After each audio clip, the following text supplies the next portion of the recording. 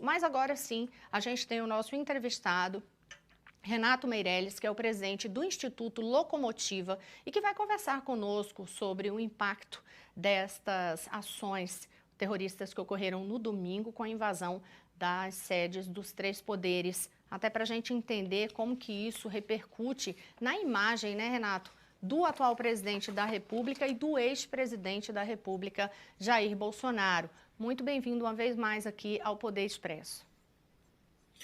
Tudo bem, Laziane? É um prazer enorme estar aqui com todos do Poder Expresso do SBT News. Olha, o que a gente tem visto na prática é que, de um lado, nós tivemos a coesão do campo mais democrático do Brasil, aquelas pessoas que, independente de gostar ou não da eleição do atual presidente Luiz Inácio Lula da Silva, concordam que o Brasil deva respeitar o resultado das urnas. Do outro lado, nós também tivemos uma coesão muito forte desse grupo mais alinhado ao presidente Jair Bolsonaro. Não à toa, todos os integrantes das manifestações terroristas de domingo são eleitores de Jair Bolsonaro, não por acaso aconteceu isso. Também se consolidaram. A gente tinha visto aí até então um desgaste das ocupações feitas na frente dos quartéis, portanto, uma crise de perspectiva que esses golpistas, extremistas e terroristas tinham com relação à perspectiva de mudança de poder, coisa que não existe mais a partir de domingo. É como se os ocorridos em domingo mostrassem para esse público que vive nessa bolha não democrática de questionamento às instituições e à verdade factual e ao jornalismo profissional, passassem a ter aí um suspiro de esperança, como se eles passassem a acreditar que são maioria no nosso país. Eu vou trazer aqui algumas informações e até declarações, Meirelles, porque eu quero ter a tua avaliação, né, sobre essa situação. A gente até está com essa chamada aí na página, tentativa frustrada de golpe fortalece Lula, que é uma referência à reunião que Lula conseguiu fazer com os governadores das 27 unidades da federação, também representantes dos três poderes. Então, chamou bastante atenção isso, porque ontem Lula fez essa reunião com os representantes e depois desta reunião, inclusive, Lula atravessou a Praça dos Três Poderes, atravessou do Palácio do Planalto, olha, imagens que foram feitas por Débora Bergamasco, ele atravessando ao lado da presidente do Supremo Tribunal Federal ontem à noite, ele ao lado de Rosa Weber, e aí também foram representantes do Congresso Nacional, governadores, atravessando de um lado ao outro na Praça dos Três Poderes para sair do Planalto e ir até o Supremo Tribunal Federal. Naquele momento, uma mensagem que eles diziam estar tentando passar era justamente a de que o que Lula até chegou a falar, acho que a gente tem essa declaração de Lula, dele falando que as pessoas que estavam naquela manifestação queriam golpe, mas não vai ter golpe nenhum não. A gente tem esse áudio, Luiz? Jamais eu me importaria com alguém fazendo uma passeata contra o governo. Quantas vezes eu tive aqui, Eduardo Leite, os arrozeiros do Rio Grande do Sul, fazendo passeata e ocupando a esplanada do Ministério com caminhões? Quantas vezes nós tivemos passeata de caminhões aqui? Quantas vezes nós tivemos passeata de médicos queimando velas aqui na esplanada do Ministério? Quantas vezes nós tivemos aqui passeatas e mais passeatas contra o governo e nunca aconteceu nada? Mas desta vez as pessoas não tinham pauta de reivindicação. Eles não tinham que reivindicar o governo. O que eles querem é golpe. E golpe não vai ter. O que eles têm que aprender é que a democracia é a coisa mais complicada para a gente fazer. Porque existe a gente suportar os outros, obriga a gente a conviver com o que a gente não gosta, com o que a gente não se dá bem. Mas é o único regime que permite que todos tenham chance de disputar e quem ganhar tem o direito de governar. E aí a gente tem manifestações, que eu ainda vou trazer ao longo do programa, inclusive de governadores que são da oposição a Lula. Talvez o caso mais emblemático seja a presença e a declaração de Tarcísio Gomes de Freitas, que era ministro do governo Jair Bolsonaro, foi aliado, foi eleito na esteira do bolsonarismo em São Paulo, e dando apoio a essa união de forças, né, entre todos os governadores e os três poderes da República, contra esses atos golpistas do domingo. Então, a minha questão é, para o presidente Lula, o que é que significa ter ali à mesa esses representantes de todos os poderes e esses governadores, inclusive da oposição? Pergunto, o que é que isso significa em relação a Lula e o que é que isso significa em relação ao Bolsonaro, que inclusive está lá nos Estados Unidos? Ótima questão, Rosana. Vamos por partes aqui. Em primeiro lugar, evidentemente, o presidente Lula sai fortalecido, unindo os governadores, atravessando aí a Praça dos Três Poderes, saindo do Planalto e indo para a sede do Supremo Tribunal Federal. A questão que fica é fortalecido para quem? Lula sai fortalecido do ponto de vista da comunidade internacional, deixando claro que o Brasil é sim uma democracia e que ele continua governando, né? Ele visitando aí os escombros deixados no Palácio do Planalto, nos lembra muito o presidente Zelensky, no momento de guerra, de não abandonar o seu país.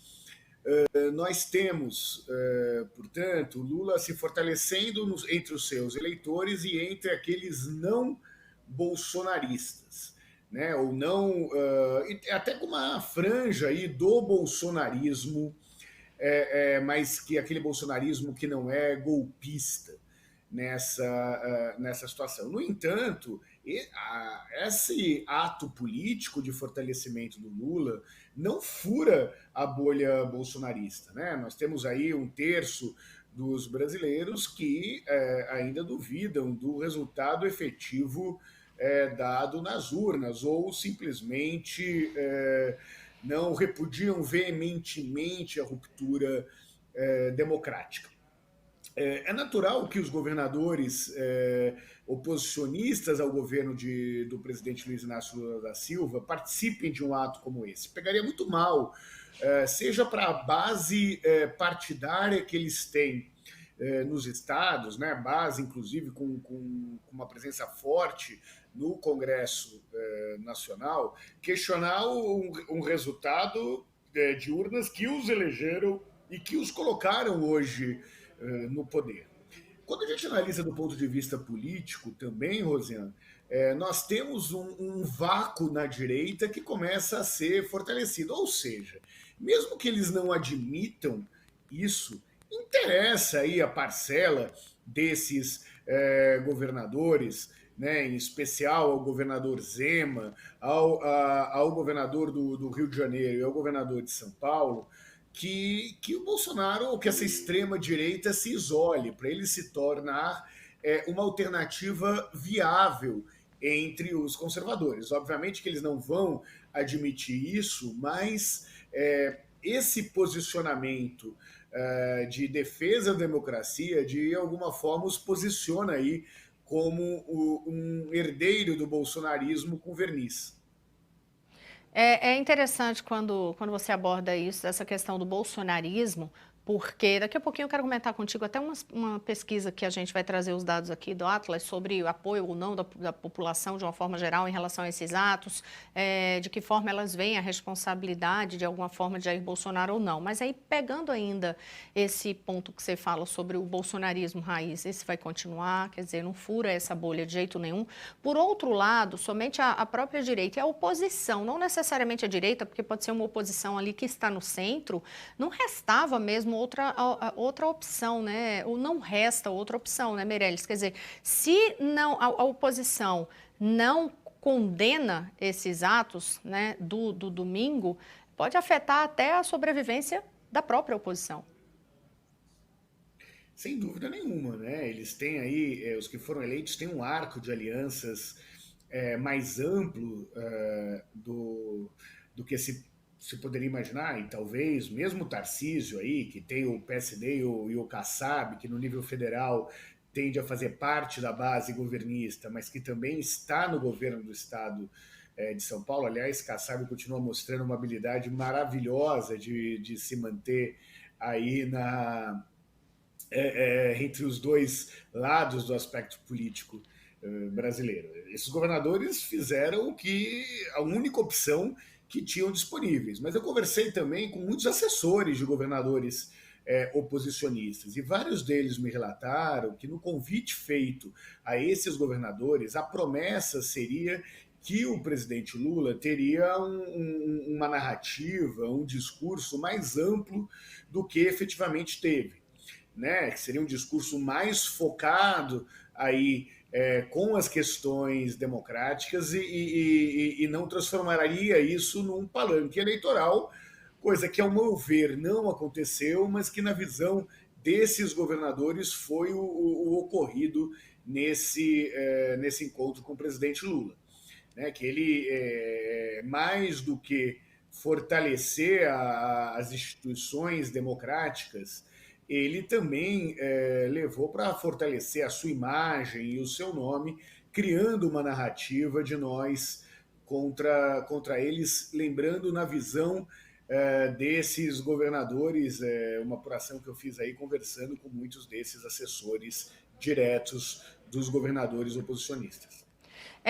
Eu vou trazer aqui, já que a gente falou de governadores oposicionistas, a declaração de Tarcísio Gomes de Freitas, porque a gente sabe que é isso, ele foi eleito nessa esteira do bolsonarismo em São Paulo, e foi ministro de infraestrutura do governo Jair Bolsonaro. É fato também que ele teve cargos de poder na gestão Dilma Rousseff, também na gestão Michel Temer, ou seja, é uma pessoa que se relaciona muito bem, e por mais que tenha sido eleito, ele tenha sido eleito na esteira do bolsonarismo, ele vai tentando se descolar, né, Meirelles, aos pouquinhos, em especial daqueles discursos mais radicais, que era coisa que, inclusive, ele não se metia muito durante a própria campanha eleitoral, de ir para aquele radicalismo de pauta comportamental, pauta de costumes. Ele não se metia nisso, não. Ele estava sempre muito mais vinculado à questão da infraestrutura mesmo. Mas vamos trazer aqui o tom que foi adotado por Tarcísio nesta reunião de ontem.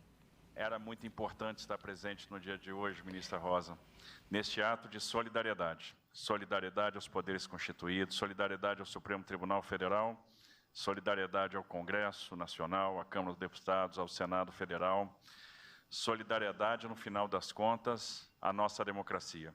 O Brasil, que hoje conta com um sistema de educação gratuito, no ensino básico, fundamental, no ensino médio, no ensino superior, que conta com um sistema único de saúde, universal, gratuito, um país que construiu uma rede de proteção social que alcança tantos brasileiros, um país que tem um potencial enorme para o crescimento e que construiu, a duras penas, a sua democracia, que é um valor que tem que ser defendido, tem que ser exaltado. E essa reunião de hoje significa que a democracia brasileira vai se tornar, depois dos episódios de ontem, ainda mais forte. É bom ver a ministra Rosa Weber dizer, no dia 1º, vamos iniciar o ano judiciário e vamos reconstruir aquilo que foi destruído. E assim, nós vamos nos reconstruir. Estou muito feliz de estar participando dessa reunião e enaltecer a capacidade de diálogo. Peço a Deus que Deus nos proporcione sabedoria para que a gente construa a pacificação. Lembrando que a pacificação demanda gestos, gestos de todos, gestos do judiciário, gestos do legislativo, gestos do executivo, gestos dos estados. A gente tem que aprender a construir gestos para que a gente possa ter, no final das contas, desenvolvimento, dignidade, e o desenvolvimento e a dignidade só serão alcançados por meio do diálogo. Parabéns a todos que atenderam esse chamado. Obrigado por essa abertura de espaço e por esse passo tão importante que o Brasil está dando no dia de hoje. Você é um comunicólogo. Vamos analisar esse discurso e saber o seguinte, né? Qual o distanciamento? Quer dizer, o Tarcísio, ele consegue se descolar essa imagem com esse tipo de discurso, ele consegue descolar a imagem do bolsonarismo, essa ala mais radical. E outra coisa que me chamou a atenção ali, eu não sei se na imagem estava chegando, porque às vezes pela telinha vai chegando tão pequenininha que a gente não consegue perceber alguns movimentos. Mas aqui que eu estou com uma tela grande no estúdio, a gente vê bem a presidente do Supremo Tribunal Federal, a ministra Rosa Weber, muito atenta e balançando a cabeça, né? O corpo fala e ele vai falando e a ministra Rosa Weber vai balançando a cabeça, ó, concordando com o que está sendo falado. Isso me chamou muita atenção também. E Lula, na maior parte do tempo, sem tirar nenhum olhar direto de Tarcísio Gomes de Freitas. Vamos de trás para frente, Rosiana.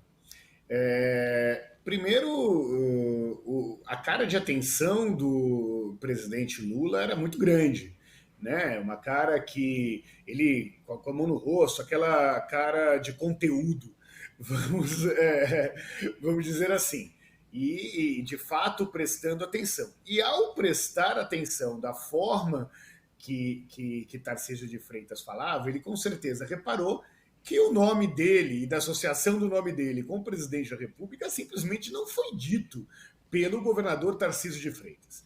Tarcísio de Freitas deixou claro que estava lá em defesa da democracia. Tarcísio de Freitas se solidarizou com o Supremo Tribunal Federal, com o Congresso Nacional, Senado e Câmara, mas não se solidarizou com o Executivo e com o Palácio do Planalto.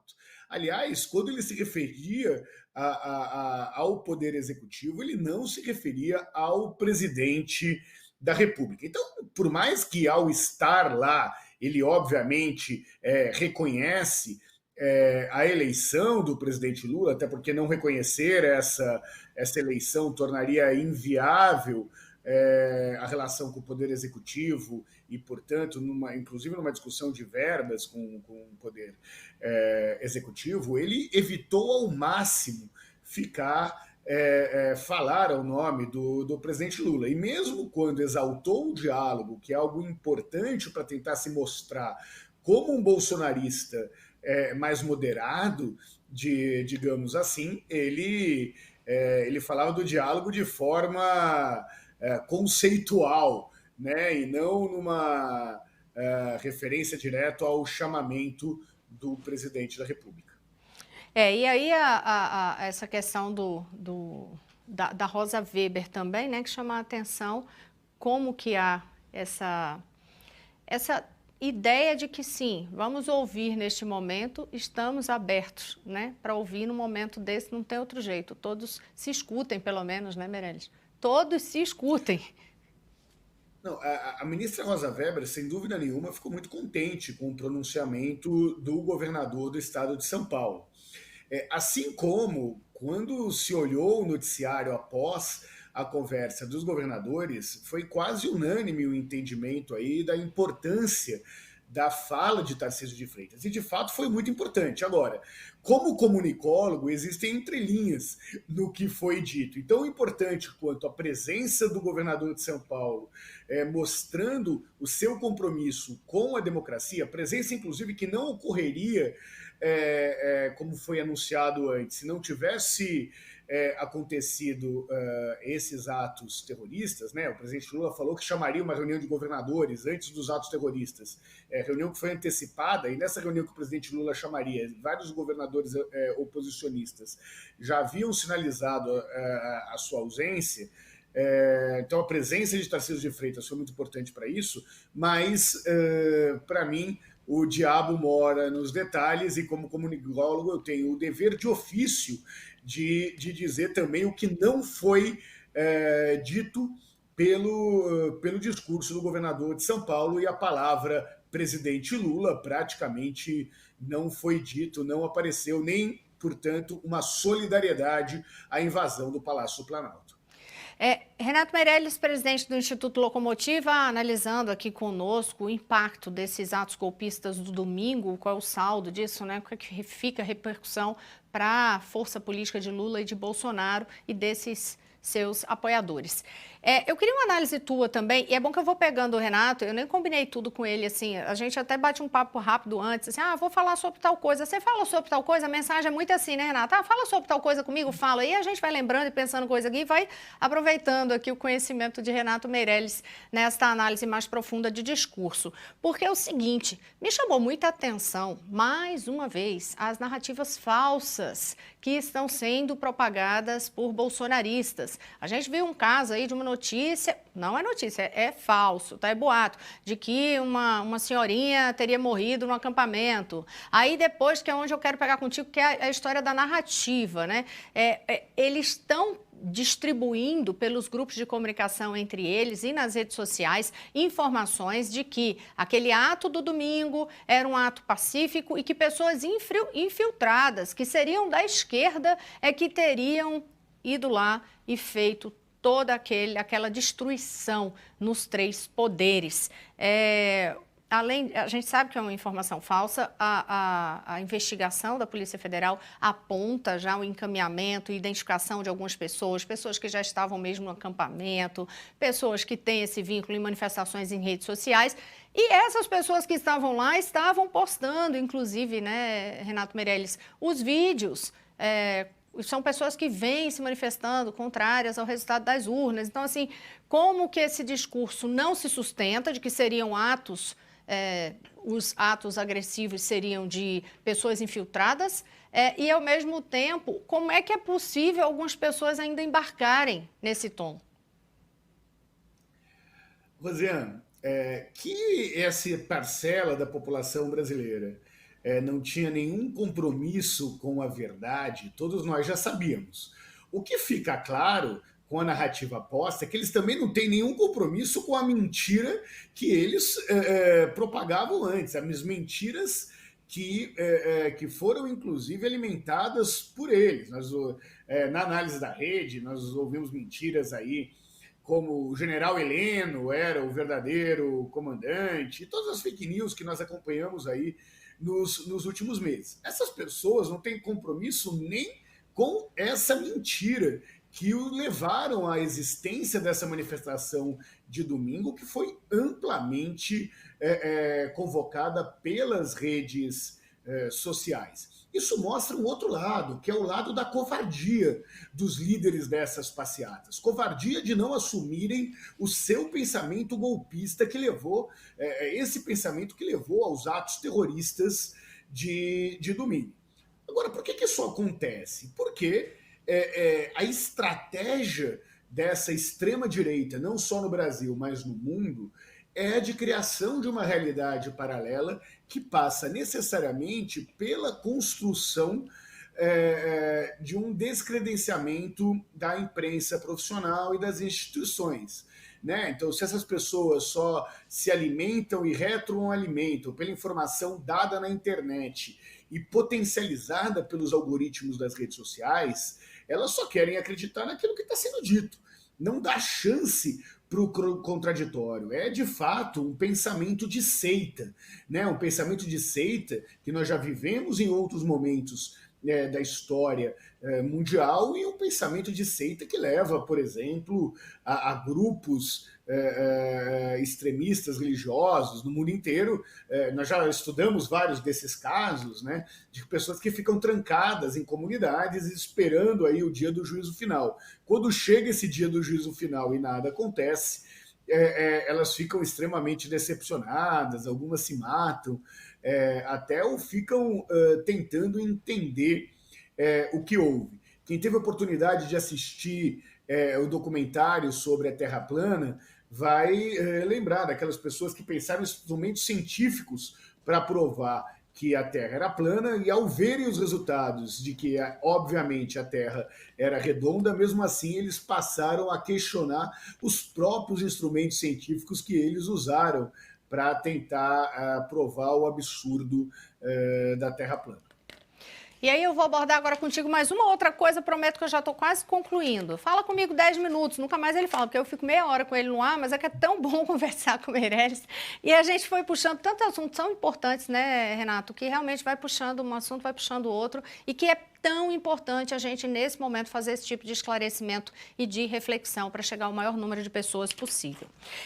Eu tenho aqui as informações, estou só procurando no meu papel, em relação a uma pesquisa do Instituto Atlas, que foi divulgada hoje. Foram feitas 2.200 entrevistas nos dias 8 e 9, portanto, ainda no domingo e na segunda-feira. O nível de confiança da pesquisa é de 95%, com a margem de erro de 2 pontos para mais ou para menos. E esse estudo, ele faz um levantamento sobre o apoio da população ou não a esses atos de domingo. Vamos lá, eu tenho uma tabela aqui que mostra o posicionamento sobre a ocupação do Congresso, do STF e do Planalto. Aí a pergunta que foi feita foi assim: você concorda ou discorda da ação de manifestantes bolsonaristas que ocuparam o Congresso Nacional, o Palácio do Planalto e o STF?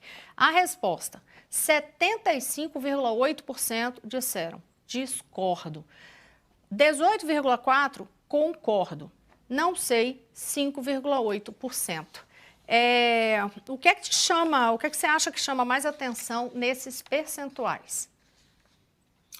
Rosiane, de toda a pesquisa, de todas as perguntas feitas pelo Atlas, vamos falar das outras logo mais, essa é a que mais aponta um racha nos eleitores de Bolsonaro, separando os eleitores extremistas, né, do bolsonarismo raiz, que de fato representam aí algo como de 15% a 20% do total de eleitores brasileiros, daqueles eleitores do Bolsonaro, mas que não concordam aí com esse posicionamento mais radicalizado. Mas, verdade seja dita, um pensamento mais radicalizado, em que o que incômodo maior dessas pessoas foi a depredação aí do patrimônio público. De todas as questões levantadas pelo Atlas, essa é a que melhor mostra um racha da base bolsonarista radical para a base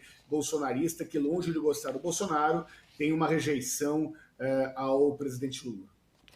Tem uma pergunta na sequência que eu confesso que, mesmo sendo um percentual menor que os demais, me assusta, de fato, saber que algumas pessoas ainda consideram que aquela desordem toda, a invasão no Congresso, no Supremo e no Planalto, é completamente justificada.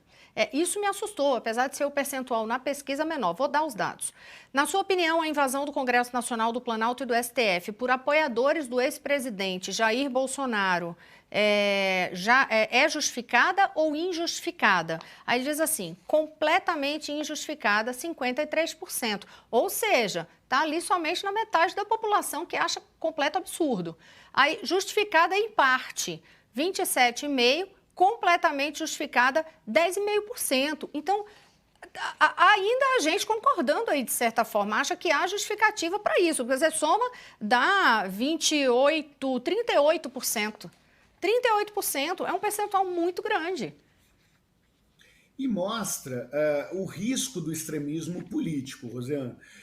Então, os que respondem aí justificada em parte, né, esses 27,5%, são pessoas que claramente rejeitam aí o ex-presidente Lula, mesmo não concordando extremamente com o bolsonarismo. É disso que nós estamos falando aqui, né? Então, para essas pessoas, o em parte tem simplesmente a ver com a presença de Lula no Palácio do Planalto.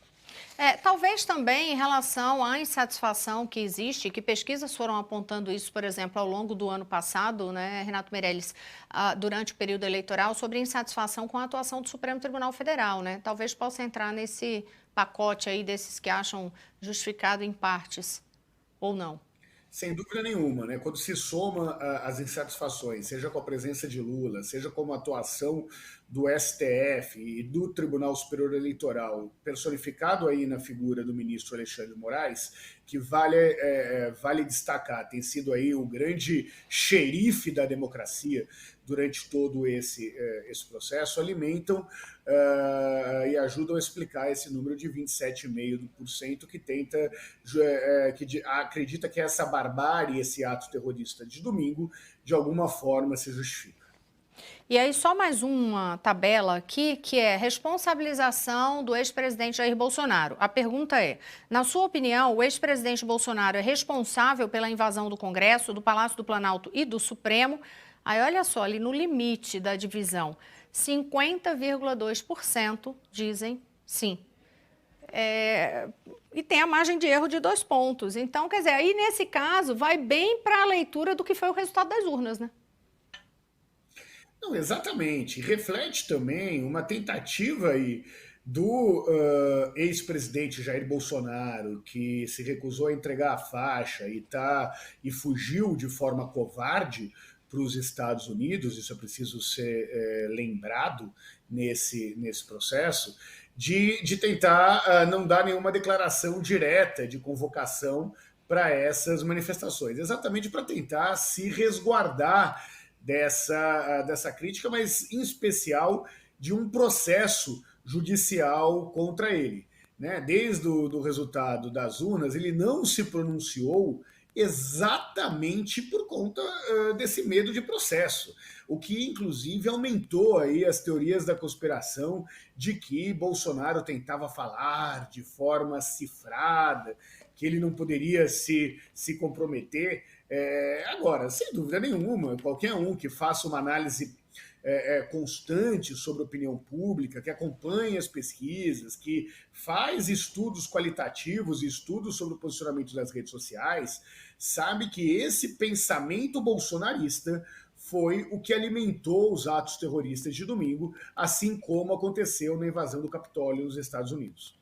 Meirelles, só para a gente concluir, querendo saber se você quer fazer ainda alguma consideração a respeito desses atos e essas consequências, né? Agora, pensando para frente também, eu já fico até imaginando como é que vai ser do retorno de Jair Bolsonaro aqui do Brasil. Confesso que eu fico na expectativa do que vai acontecer.